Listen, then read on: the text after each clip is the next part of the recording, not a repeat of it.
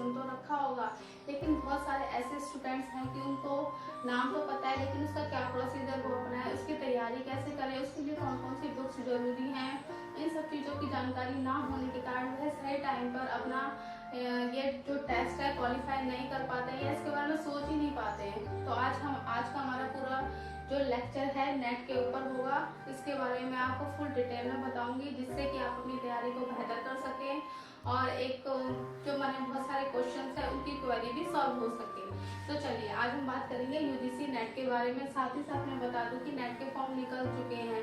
जो भी students net के एग्जाम के लिए तैयारी कर रहे हैं वह अपना फॉर्म भर सकते हैं। तो एग्जाम डेट जो है, एग्जाम डेट आई है आपकी, जो आप फॉर्म फिल कर सकते हैं 22 अप्रैल से 30 मई लास्ट है। ठीक है स्टूडेंट्स,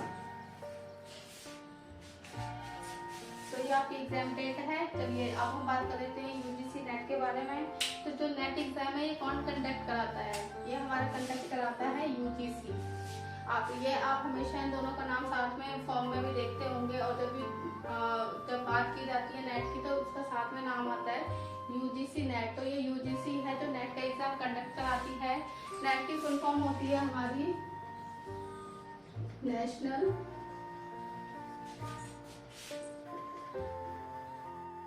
एलिजिबिलिटी टेस्ट। ठीक है स्टूडेंट्स, तो ये जो टेस्ट है ये नेशनल लेवल पर होता है, और ये टेस्ट क्वालिफाई करने के बाद जो स्टूडेंट है वह गवर्नमेंट एंड प्राइवेट सेक्टर में एज ए प्रोफेसर की जॉब के लिए एलिजिबल हो जाता है। तो अब बात आती है कि ये फॉर्म कौन कौन भर सकते हैं। ठीक है, कौन कौन लोग इस टेस्ट को देने के लिए एलिजिबल हैं। तो उसमें एजुकेशन की बात करते हैं कि भाई उसमें एलिजिबिलिटी आएगी तो एजुकेशन की तो बात होगी कि कौन लोग इस टेस्ट को दे सकते हैं। तो एजुकेशन के पर्पज से देखा जाए तो स्टूडेंट्स को पोस्ट ग्रेजुएट होना जरूरी है। पोस्ट ग्रेजुएट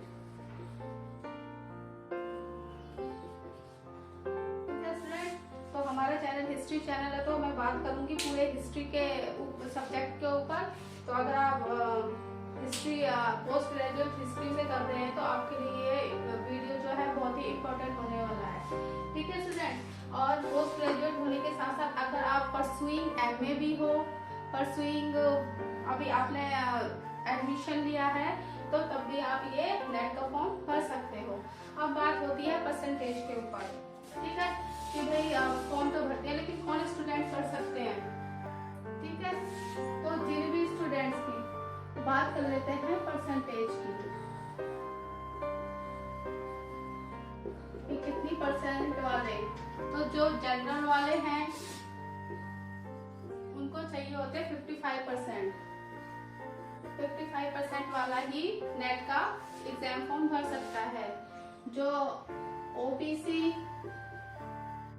और एससी वाले हैं उनको 50%। तो अगर आप ग्रेजुएट कर रहे हो तो आपको ये जानकारी बहुत ही काम आने वाली है कि आपको पहली चीजें पता चल गई हैं कि हमें भाई एमए में जाना है तो आगे जाके हमें अच्छी मेहनत करनी है और इतना परसेंटेज मार्क्स तो लेना ही लेना है।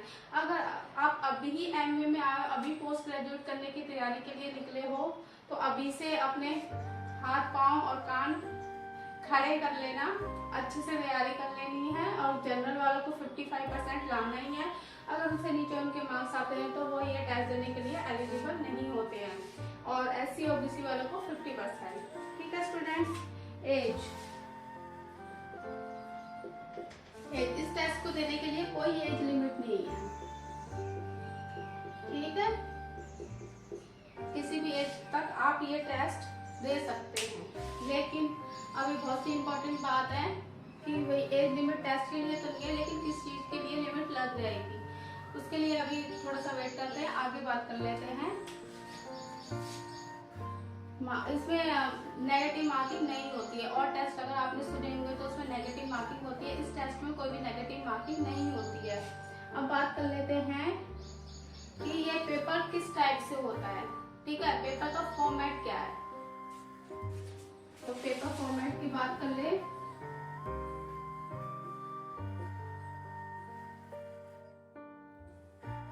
पेपर 2 पेपर्स में होता है।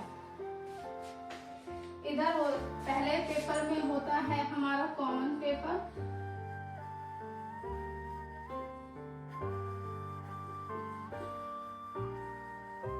और सेकंड जो होता है वो होता है हमारा सब्जेक्ट स्पेसिफिक।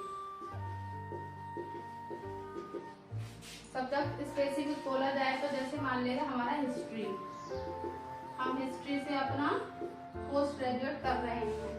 अब कॉमन पेपर यानी ये हमारा फर्स्ट पेपर और ये होता है हमारा सेकंड पेपर। कॉमन पेपर में 10 यूनिट्स आती है हमारी। कितनी यूनिट्स आती हैं? 10 यूनिट्स। और ये पेपर होता कितने घंटे का है? पेपर जो टाइम है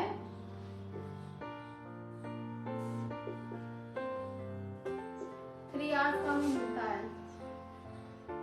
ठीक है स्टूडेंट्स, 3 आवर्स का हमें पेपर देने के लिए टाइम मिलता है। और ये पेपर आता है हमारा 100 मार्क्स का, और ये जो हमारा सब्जेक्ट स्पेसिफिक है ये आता है हमारा 200 मार्क्स का। ठीक है जी। कॉमन पेपर में हो गए 10 यूनिट्स, और सब्जेक्ट स्पेसिफिक में जैसे हो गया हमारा हिस्ट्री सब्जेक्ट, इसमें हिस्ट्री से रिलेटेड हमारे सारा पूरा पोर्शन आता है। ठीक है, इसमें हमारी एंशिएंट हिस्ट्री, मेडिवल,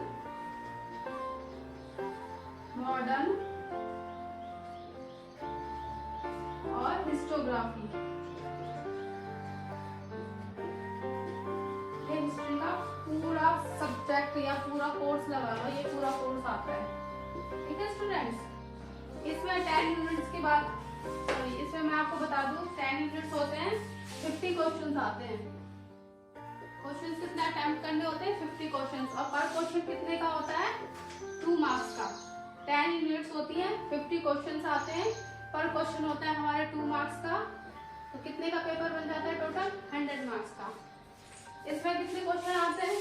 इसमें 100 क्वेश्चन आते हैं, पर क्वेश्चन होता है 2 मार्क्स का, और 200 मार्क्स का हमारा सब्जेक्ट स्पेसिफिक पेपर होता है। ठीक है, और 10 यूनिट्स में हमारा कॉमन पेपर, जो कि हर सब्जेक्ट के लिए कॉमन होता है। आप कोई भी गवर्नमेंट टेस्ट दे दीजिए तो वही सारी यूनिट्स होती हैं। हिंदी, इंग्लिश, मैथ्स ये तो कंपलसरी है, और रीजनिंग और कंप्यूटर, ये 5 सब्जेक्ट तो आपको कोई भी गवर्नमेंट टेस्ट की तैयारी करोगे ना तो हिंदी, इंग्लिश, कंप्यूटर और मैथ्स और रीजनिंग ये तो मस्ट है ही। उसके साथ में कुछ इसमें एनवायरमेंटल इश्यूज के बारे में और टीचिंग एप्टीट्यूड है, टीचिंग सब्जेक्ट के बारे में हम टेस्ट दे रहे हैं, टीचिंग के बारे में पढ़ रहे हैं, प्रोफेसर आगे फ्यूचर प्रोफेसर बनने जा रहे हैं तो टीचिंग एप्टीट्यूड का क्वेश्चन तो जरूर पूछे जाते हैं।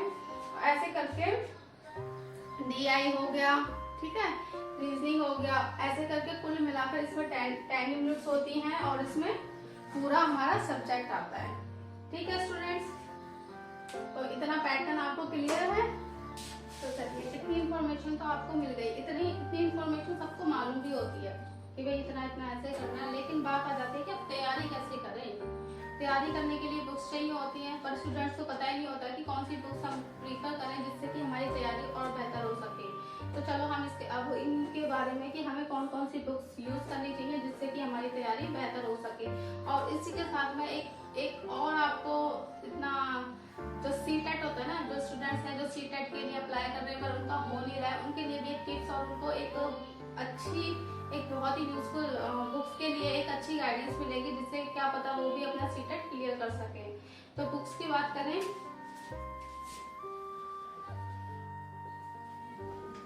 तो बुक्स, तो स्टूडेंट्स जो ये कॉमन पेपर है इसके लिए KVS मधान करके बुक आती है।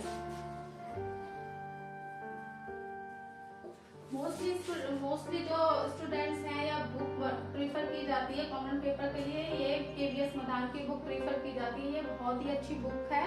आप इसको पढ़कर अपना जो फर्स्ट पेपर है उसकी तैयारी काफी अच्छे तरीके से कर सकते हैं।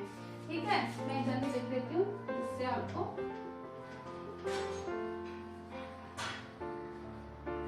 साथ ही साथ अगर आपको आपका कोई जैसे कि आपको समझ में नहीं आ रहा है कोई भी यूनिट का कोई भी सेक्शन, तो आप YouTube की हेल्प भी ले सकते हो। आजकल YouTube पे बहुत ही अच्छे टीचर्स हैं जो पढ़ा रहे हैं बहुत अच्छे कंटेंट के साथ। इसके लिए एशियन हिस्ट्री के लिए मैं आपको प्रिफर करना चाहूंगी KC श्रीवास्तव। ठीक है स्टूडेंट्स, KC श्रीवास्तव। मेडिकल के लिए सतीश चंद्र, इनकी बुक्स मेडिकल हिस्ट्री के लिए बहुत ही अच्छी मानी जाती है। मॉडर्न हिस्ट्री के लिए BL ग्लोवर। तो ये 3 बुक्स है जिनको आप लेकर पढ़ सकते हैं और अपनी जो नेट की तैयारी है उसको अच्छा बना सकते हैं। और हिस्टोग्राफी के लिए एक अगर आप MA के स्टूडेंट्स और हिस्ट्री से कर रहे हैं तो एक पतली सी बुक आती है हिस्टोग्राफी, उसी में वो आपको क्या कहते हैं सिलेबस का जो कंटेंट है वो आप देख लोगे और उसी में बुक में मिल जाता है। पतली सी बुक्स होती है और उसमें ही आपको अलग से कुछ खरीदने की जरूरत नहीं है। वो हिस्टोग्राफी की बुक की आप वो नोट्स पढ़ोगे ना वो ही बहुत रहेगी। तो ठीक है, जो आप बाकी मुझे ठीक है, तो ये बात हो गई। इसी के साथ यहाँ पे मैं आपको CTET के लिए भी एक रामबाण मंत्र बताऊंगी और जो कि इसमें भी काम आएगा। इसमें क्या करना है आपको, क्लास 6 to 12 जो CTET के लिए जो तैयारी कर रहे हैं उन्हें तो बस सिर्फ सेकेंडरी लेवल तक आता ना। 6 to 8 क्लास के लिए क्या करें, वो NCERT की बुक है ना सोशल स्टडी वाली, घोट के भी जाए। बस वो इतना काम कर रहे हैं। अगर तो CTET के लिए तैयारी कर रहे हैं पर उनका हो नहीं रहा है तो वो क्या करें, क्लास 6 to 8 के लिए जो NCERT की बुक्स हैं वो बहुत अच्छे तरीके से पढ़ लें। बाकी जो नेट की तैयारी कर रहे हैं उनको क्या करना है, उनको क्लास 6 to 12 की NCERT प्लस पढ़नी है। ये बुक्स NCERT की बुक्स बहुत अच्छी है और स्कूल लेवल की बुक्स हैं। ये पढ़ने में आपको बहुत ही इंटरेस्टिंग भी लगेंगी और आपका जो हिस्ट्री को लेके नॉलेज है वो भी इम्प्रूव करेंगी। तो ठीक है स्टूडेंट्स, तो CTET वालों के लिए भी एक इंफॉर्मेशन हो गई। बाकी उनका फर्स्ट पेपर जैसे होता है वो उसकी तैयारी कर लें अपने। और हाँ, किसी भी पेपर की तैयारी करने के लिए सबसे जो मस्ट होता है वो है सिलेबस। सबसे पहले सिलेबस अपना डाउनलोड करें, प्रिंट आउट निकालें, उसको सामने रखें। बाकी मैंने आपको यहाँ पे कि बताई दिया है, ये 300 मार्क्स का पेपर आता है। ठीक है, 300 मार्क्स का पेपर आएगा। बुक्स भी मैंने आपको बता दी है जिससे कि आपकी तैयारी इजी हो जाएगी। ठीक है, अब हम बात करेंगे, इतनी बात हो गई तो अब हम बात करेंगे इस तैयारी के साथ साथ हमें एक और चीज करनी है जो कि हमारी तैयारी को और बेहतर बनाएगी। वो क्या करना है, वो आपको जो नेट एग्जाम के प्रीवियस ईयर क्वेश्चन पेपर्स होते हैं ना वो सॉल्व करने हैं।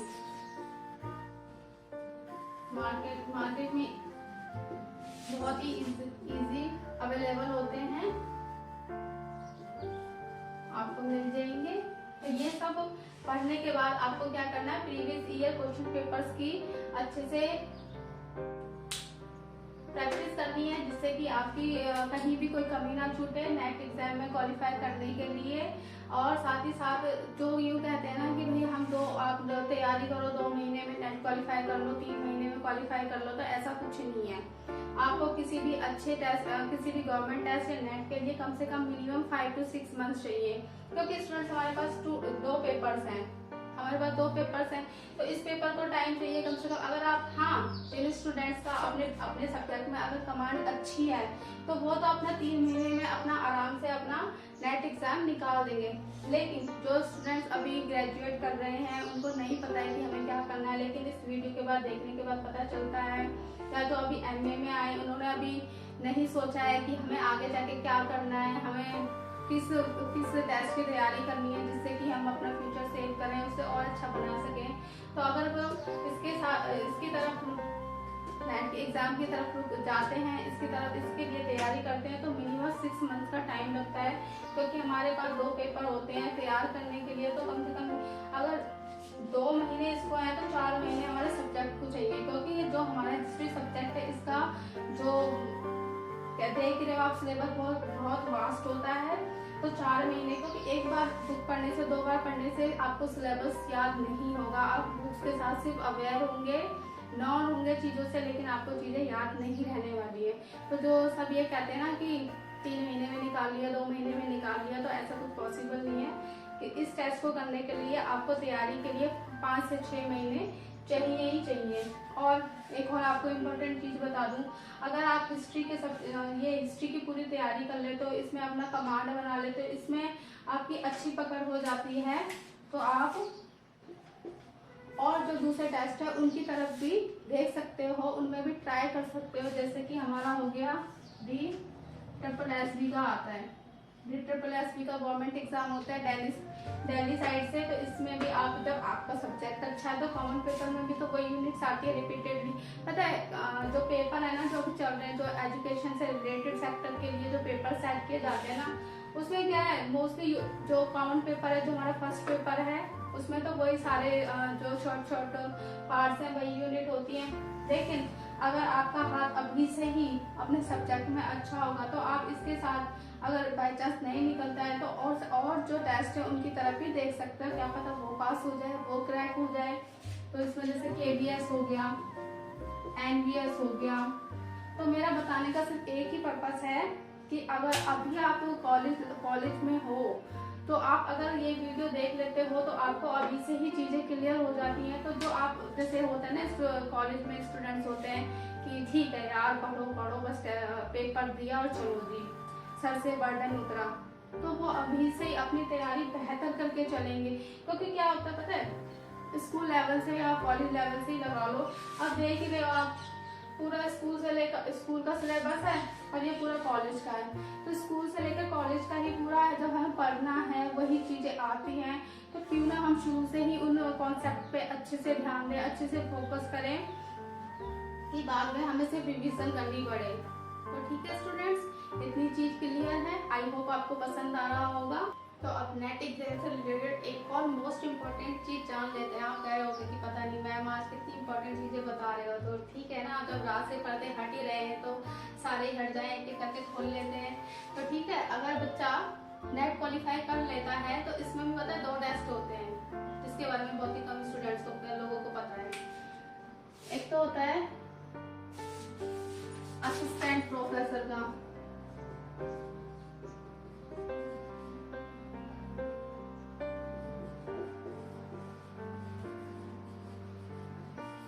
ठीक है, और दूसरा जो टेस्ट होता है JRF। फॉर्म भरेंगे ना, उसमें भी वैसे दे रखा होता है कि भाई आपको कौन से फॉर्म के लिए अप्लाई करना है, JRF के लिए भरना है या असिस्टेंट प्रोफेसर के लिए भरना है, ठीक है। तो लेकिन ये होता क्या है, ये दोनों एक ही होते हैं, पर नाम अलग अलग क्यों है, अलग अलग क्यों बोला जा रहा है। जब हम नेट का एग्जाम देते हैं और हमारा नेट एग्जाम क्वालिफाई हो जाता है विद फर्स्ट डिवीजन के साथ, तो वो क्वालिफाई होता है असिस्टेंट प्रोफेसर के लिए, ठीक है। लेकिन अगर जब बच्चा नेट एग्जाम देता है और उसकी रैंक बहुत अच्छी आती है, जैसे 10th-12th में होता है, जैसे मेरिट में आते हैं 80% वाले मेरिट लिस्ट में, तो ऐसे ही जब नेट एग्जाम देते हैं तो किसी के बहुत अच्छी रैंक आती है, बहुत अच्छी परसेंटेज ये लगा लीजिए मेरिट ही आ जाती है, तो उसका क्या क्लियर हो जाता है, उसका JRF क्लियर हो जाता है, ठीक है। तो जो मेरिट लिस्ट वाले होते हैं, अच्छी रैंक वाले होते हैं, तो उनका क्या क्वालिफाई हो जाता है, JRF क्वालिफाई हो जाता है, ठीक है। उसके बाद क्या होता है, इनको गवर्नमेंट से स्कॉलरशिप मिलती है,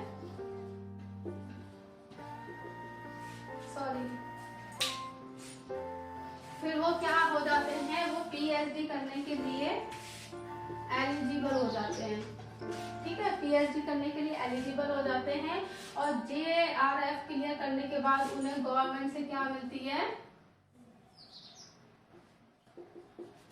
गवर्नमेंट उन्हें स्कॉलरशिप देती है। और कितने ईयर के लिए, 5 ईयर के लिए। और ये पीएचडी का जो कोर्स होता है इसमें रिसर्च वगैरह होती है उसमें, और हमें फिर से किसी अच्छे कॉलेज में एडमिशन लेना होता है। उसके खर्चे के लिए हमें कॉलेज क्या देता है, स्कॉलरशिप देता है 5 ईयर के लिए। और ये अमाउंट बहुत अच्छा अमाउंट देती है गवर्नमेंट जो। और इसमें ना जब बच्चा JRF जब क्लियर कर लेता है ना, तो इसमें कोई SC OBC ST वाला कोई सीन नहीं होता कि भाई SC वाले बच्चे ने किए तो उसको स्कॉलरशिप दी जाएगी, नहीं। कोई भी स्टूडेंट JRF क्लियर करता है उसको सेम ही स्कॉलरशिप मिलती है। और वो उसके क्या काम आती है, वो उसको पीएचडी का कोर्स करने के लिए बहुत ही काम आती है। और जब वह पीएचडी का कोर्स कर लेता है तो वो डॉक्टर लगाने के लिए एलिजिबल हो जाता है। कॉलेज में एज ए प्रिंसिपल की पोस्ट के लिए अप्लाई कर सकता है। तो अब आपको बहुत सारी चीजें पता चल गई हैं। तो आई होप आपको लेक्चर अच्छा लगा हो। तो आपसे हम ये नहीं कहेंगे कि आओ नेट करें, अब से ये लेक्चर देखने के बाद आप मेरे साथ कहोगे कि आओ नेट क्वालिफाई करें। तो ठीक है स्टूडेंट्स, आपको लेक्चर कैसा लगा, मेरे द्वारा दी गई इंफॉर्मेशन कैसी लगी, और इस वीडियो को देखने के बाद जो भी स्टूडेंट्स को लगे कि हाँ हमें आपकी मैम आपकी वजह से बहुत सारी नई चीज़ें पता चली हैं और हमने टेस्ट क्वालिफाई कर लिया है, तो आप मेरे साथ ज़रूर शेयर करें। मुझे अच्छा लगेगा कि मेरी वजह से जो मेरे साथ जो बच्चे जुड़े हैं मैं उनके काम आ पाई। Thank you, have a lovely day.